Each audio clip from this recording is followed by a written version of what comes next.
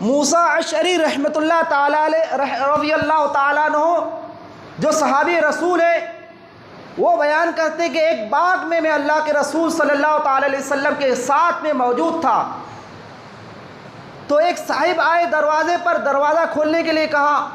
تو اللہ کے رسول صلی اللہ تعالیٰ علیہ وسلم نے حضرت ابو موسیٰ اشعری رضی اللہ تعالیٰ عنہ سے فرمایا کہ دروازہ کھول دو، افتح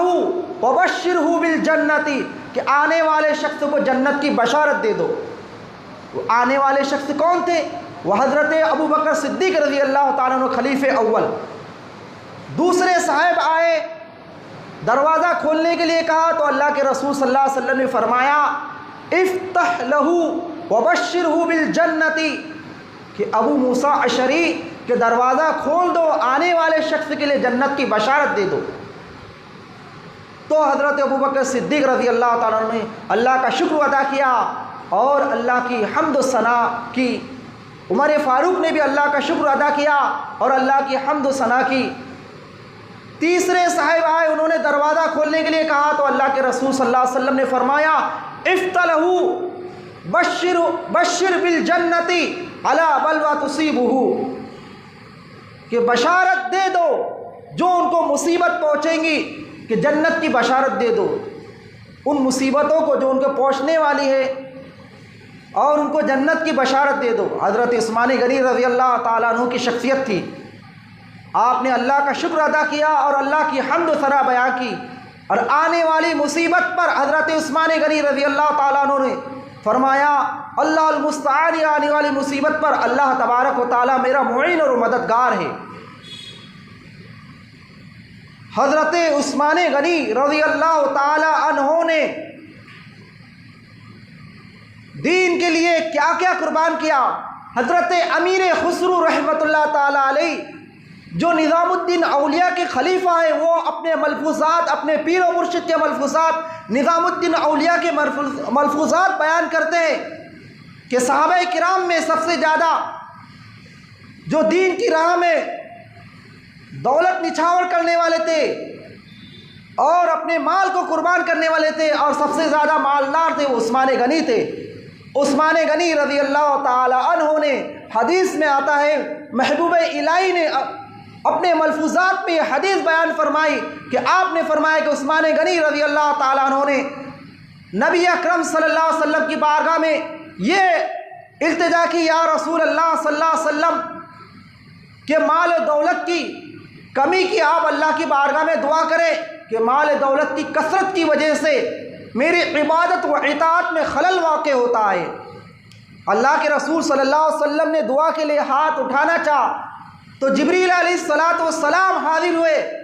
اور بارگاہ رسالت میں اللہ کا فرمان سنایا کہ اللہ تبارک و تعالیٰ فرماتا ان کے لیے دعا نہ کرے، ان کی مال کی کمی کے لیے، یہ میری راہ میں خرچ کرتے ہیں، اس لیے ان کے مال میں اور زیادتی عطا کروں گا، کمی نہیں کروں گا۔ اور حضرت عثمان غنی رضی اللہ تعالیٰ عنہ کو جب محاصرہ کر لیا گیا، گھیر لیا گیا گھر کو، 1000 مصر سے، 1000 بصرہ سے اور 1000 کوفہ سے، جب بلوائیوں نے آپ کو گھیر لیا تو مولا علی مشکل کشا نے امام حسن امام حسین رضی اللہ تعالیٰ عنہ کو دروازے پر محافظت کے لیے کھڑا کر دیا۔ دوسرے صحابہ کرام نے بھی اپنے بچوں کو محافظت کے لیے کھڑا کر دیا۔ حضرت عثمان غنی رضی اللہ تعالیٰ عنہ سے مالک ایک شخص کہنے لگا آپ خلافت سے دستبردار ہو جاؤ۔ حضرت عثمان غنی رضی اللہ تعالیٰ عنہ سے اللہ کے رسول نے فرمایا تھا کہ تمہیں اللہ ایسا قمیص عطا فرمائے گا، اس لباس کو، اس کرتے کو لوگ اتارنے کے لیے کہیں گے تم اتارنا مت۔ قمیص سے مراد کیا؟ خلافت۔ اور حضرت عثمان غنی نے دیکھا کہ ان لوگوں نے محاصرہ کر لیا گھر کا۔ کچھ صحابہ کرام، کچھ لوگ حج کے لیے گئے، 700 صحابہ کرام، حضرت ابو ہریرہ انہوں نے بھی کہا کہ آپ حکم دیجئے کہ ہم ان کے ساتھ جہاد کرتے، جنگ لڑتے ہیں۔ حضرت عثمان غنی نے کہا کہ میں یہ نہیں چاہتا میری وجہ سے اس حرم پاک کے اندر، مدینہ پاک کے اندر خون کی ندیاں بہنے لگے، میں یہ پسند نہیں کرتا ہوں۔ ان کے غلاموں نے کہا کہ آپ حکم دیجئے، ہم ان سے مقابلہ کرتے۔ حضرت عثمان غنی نے فرمایا کہ تم میرے غلام ہیں، اگر تم مقابلہ نہ کرے تمہارے لیے یہ سعادت میں دیتا کہ تم غلامی سے میں تمہیں آزاد کرنے کی سند دیتا ہوں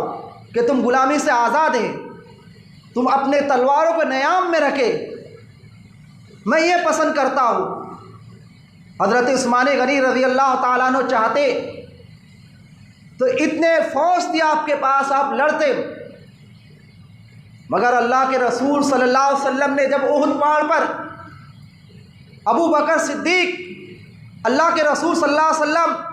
اور عثمان غنی اور عمر فاروق تھے، اللہ کے رسول نے احد پہاڑ سے ہلنے لگا احد پہاڑ تو اللہ کے رسول نے اس وقت فرمایا تھا، اپنی ٹھوکر اپنی پیر مار کر پاؤں مبارک مار کر فرمایا تھا کہ اے احد پہاڑ کہ تجھ پر فَإِنَّمَا عَلَيْكَ نَبِيٌّ صِدِّيقٌ وَشَهِيدَانِ، اے احد پہاڑ تجھ پر ایک نبی، ایک صدیق اور دو شہید کھڑے ہوئے۔ تو احد کا زلزلہ جاتا رہا ایک ٹھوکر سے، رکھتی کتنا وقار، اللہ اکبر، ایڑیا کس کی ایڑیا؟ مصطفیٰ صلی اللہ علیہ وسلم کی، ایک ٹھوکر سے۔ میرے آقا کی حکومت پہاڑوں پر بھی ہے، اور ہزاروں سال بلکہ برسوں سال بعد شہید ہونے والے عثمان غنی اور عمر فاروق کی مصطفیٰ نے بشارت دے دی کہ تم شہید ہوں گے۔ اسی کو تو علم غیب کہا جاتا، اسی لیے میرے امام کہتے اور کوئی غیب کیا تم سے نہا ہو بلا، جب نہ خدا ہی چھپا تم پہ کروڑوں درود۔ اور عثمان غنی رضی اللہ تعالیٰ عنہ کا جو معاملہ یہ تھا کہ لوگوں کا کہ آپ نے جب حضرت ابو بکر صدیق کے بیٹے محمد بن ابو بکر کو وہاں کا گورنر مقرر کیا، جاؤ وہاں پہ، تو آپ جانے لگے تو راستے میں ایک سپاہی ملا کوفہ سے آتا ہوا غلام،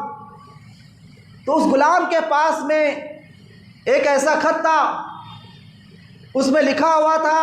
کہ جیسے ہی یہ تمہارے پاس میں آئے محمد بن ابو بکر جو ابو بکر صدیق کے شہزادے، تم اسے قتل کر دینا۔ جب یہ خط صحابہ کرام نے دیکھا تو حضرت عثمان غنی سے کہا کہ یہ خط بھی، حضرت عثمان غنی نے کہا کہ یہ خط میرا نہیں، غلام میرا ہے، مہر میری ہے، گھوڑا میرا ہے، خط کے اوپر جو مہر لگی وہ مہر میری ہے، وہ مہر کسی اور نے نہیں بلکہ مروان ظالم بادشاہ نے لگایا تھا جو آپ کا منشی تھا۔ حضرت عثمان غنی سے لوگوں نے کہا کہ آپ ان کو ہمارے حوالے کر دو۔ حضرت عثمان غنی نے دیکھا کہ بنی امیہ کے گورنر دوسرے ممالک میں منتخب ہے، وہ دوسرے ممالک میں گورنری کا عہدے پر ہے، اگر میں مروان کو لوگوں کے حوالے کر دیتا ان کی مانگ کے مطابق تو وہ وہاں مسلمانوں کے درمیان خون ریزی ہوں گی، اس لیے آپ نے برداشت نہیں کیا۔ آپ کو معلوم تھا کہ میری مہر سے ناجائز فائدہ مروان ظالم بادشاہ نے اٹھایا، اور حضرت عثمان غنی رضی اللہ تعالیٰ عنہ کی شہادت سے پہلے اللہ کے رسول صلی اللہ تعالیٰ علیہ وسلم کا دیدار ہوتا، حالت بیداری میں اللہ کے رسول صلی اللہ علیہ وسلم ان سے فرماتے اگر تم یہ چاہتے کہ تمہاری مصیبت دور ہو، تمہاری مدد کرے تو ہم تمہاری مدد کریں گے، اگر تم یہ چاہتے ہیں کہ افطار ہمارے ساتھ کرے، تمہیں دونوں میں سے کیا چیز منظور ہے؟ حضرت عثمان غنی نے عرض کی یا رسول اللہ صلی اللہ تعالیٰ علیہ وسلم، میں آپ کے ساتھ میں افطار کرنا چاہتا ہوں۔ جب آپ شہید ہوئے تو آپ روزے سے تھے، جمعہ کا دن تھا اور عصر کے بعد تاریخ 18 ذی الحجہ تھی، اور حضرت عثمان غنی رضی اللہ تعالیٰ عنہ کے بارے میں میرے مصطفیٰ نے فرمایا کہ عثمان یہ ہے کہ جس کے جنازے میں آسمان کے فرشتے حاضری دیں گے، اور قیامت کے روز عثمان میری امت کے 70,000 گنہگاروں کی بخشش کرائیں گا، جنت میں داخل کریں گا، وہ گنہگار کہ جن کے اوپر جہنم واجب ہو چکی تھی۔ تو یہ مقام ہے عثمان غنی رضی اللہ تعالیٰ عنہ کا کہ حضور صلی اللہ تعالیٰ علیہ وسلم کی بارگاہ میں ایک جنازہ لایا گیا، صحابہ کرام نے ما اریناک ترکت الصلاۃ علی احد قبل ھذا، کہ اللہ کے رسول صلی اللہ علیہ وسلم نے جنازے کو نہیں پڑھا، کیوں نہیں؟ اس جنازے کو مصطفیٰ نے نہیں پڑھا۔ صحابہ نے عرض کی یا رسول اللہ صلی اللہ علیہ وسلم، پہلی بار دیکھا آپ نے یہ جنازے کو نہیں پڑھا۔ اللہ کے رسول صلی اللہ علیہ وسلم فرماتے، فرمانے مصطفیٰ ہے، میرے مصطفیٰ کیا فرماتے ہیں؟ اِنَّهُ يَبْغُضُ عثمان أَبْغَضَ اللَّهُ، کہ اس کے دل میں میرے عثمان سے بغض تھا اور اللہ بھی اس سے بغض رکھتا ہے، اس لیے میں نے اس کا جنازہ نہیں پڑھا۔ حضرت عثمان غنی رضی اللہ تعالیٰ عنہ کی شان اور عظمت میرے دوستو، کہ آپ بھی وہ شخصیت ہے کہ جب آپ کو قاصد بنا کر مکہ مکرمہ بھیجا گیا تو لوگوں نے کہا کہ مکہ کے کافروں نے کہا کہ آپ عمرہ کر لو، سعی اور طواف کر لو، آپ کو چھوٹے، مگر آپ کے رسول کو اجازت نہیں۔ حضرت عثمان غنی نے ان سے جواب کہا، آپ نے فرمایا کہ میں رسول صلی اللہ علیہ وسلم کو چھوڑ کر ان کے بغیر میں عمرہ نہیں کر سکتا۔ اور اس وقت مقام حدیبیہ میں بیعت رضوان کے وقت اللہ کے رسول صلی اللہ علیہ وسلم نے صحابہ کرام سے بیعت لی۔ اس بیعت کے وقت عثمان غنی موجود تھے، اللہ کے رسول نے اپنے ایک ہاتھ پر ہاتھ مار کر فرمایا کہ یہ عثمان کا ہاتھ ہے، یہ عثمان کی بیعت ہے۔ تو شیخ عبدالحق محدث دہلوی فرماتے، بظاہر اس سے معلوم ہوتا ہے کہ مصطفیٰ کے ہاتھ کو مصطفیٰ نے عثمان کا ہاتھ فرمایا، تو یہ خاصیت، یہ خصوصیت عثمان غنی کو حاصل تھی اور دوسرے صحابی کو نہیں۔